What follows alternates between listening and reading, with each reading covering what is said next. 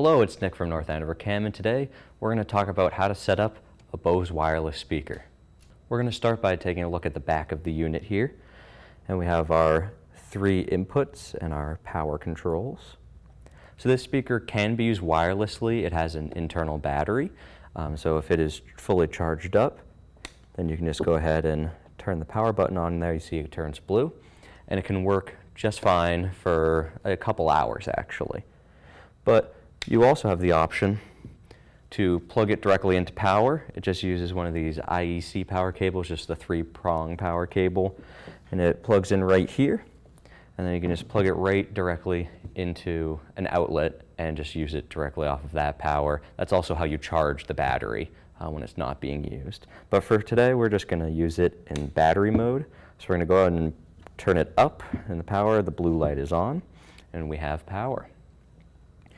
So there are 3 different inputs that we have here. 2 of them are the combination XLR 1/4-inch jacks, which can be used for microphones, instruments, stuff like that. And then the 3rd section has an auxiliary input for like a headphone jack for a phone, and it also has Bluetooth capability. This is the Bluetooth pairing button right there. You just hold that down and then go into your device. So this can be used for phones, laptops, stuff like that, to play music or videos or anything of that. But for the first 2 up here, this is where your actual microphones are going to be plugged in. So you have your input here, and then we also have reverb, bass, and treble controls. And if you're just looking for just a clean, normal tone, like for a PA or something like that, then you can just have the reverb all the way down, which brings it all the way to the left. And the bass and the treble, when they are at even level, they're right here in the middle. When you're moving around the dial, you'll see that it kind of clicks into place about halfway, and that is the normal tone. And then if you were to go up or if you were to go down with it, the reverb is different because it's not going down or up. It's just simply off or on. So be careful about these, that they can move around a lot when you're carrying the speaker around or transporting it, and it can kind of sound a little wacky if they get out of place.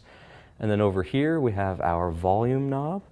That's the volume of your input, and then your signal light right here that will light up if your microphone is giving signal to the speaker. That's how you know that it's working properly.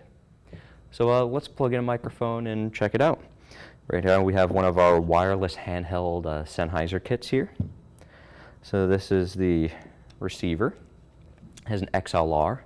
So we're going to pop this open and turn it on. So that's turned on. So we're going to go ahead and plug this right into channel 1. All right, that's plugged in, and my microphone is on. So when I'm plugging in a microphone and testing it, I always have the volume all the way down when I'm doing this, because you never know if there's going to be some sort of static or interference, or if it's going to be super loud when you plug it in, and you don't want to hurt your own ears or the people around you. So I always, when I'm plugging it in, I always keep it all the way down at the bottom. So now that I have it plugged in and everything's turned on, I'm going to talk into this microphone, and I'm just going to very slowly 1, 2, 1, 2 test. Oh, and there we go. I made it about 1/4 of the way up the volume, and my signal meter is now lighting up when I talk, which means we're getting signal. And then now I can just continue to increase the volume. You can hear it coming out of the speaker now. And then if I was in, a gymnasium or a field or something, then I would just continue raising slowly as I go until my speaker is filling my whole area. And then you don't want to make it too loud, so that if you're standing right next to it, so that you start feedbacking in, the sound that's coming out of the speaker going back into the microphone, creating a loop. So for best practices for actually using it on site, you want to make sure you're not, directly in front of the unit. If you're in a situation that calls for more than one speaker, then there's actually a line out right here at the bottom. It's a 1/4 inch.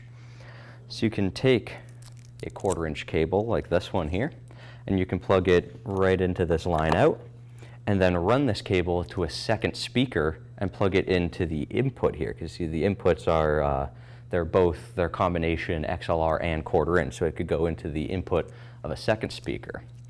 And that way, whatever microphones you have plugged into your first one will be sent out and then into the other speaker. So you can cover more range and more area with your speakers for your event. Thank you so much for watching this video, and you can find more at northandovercam.org.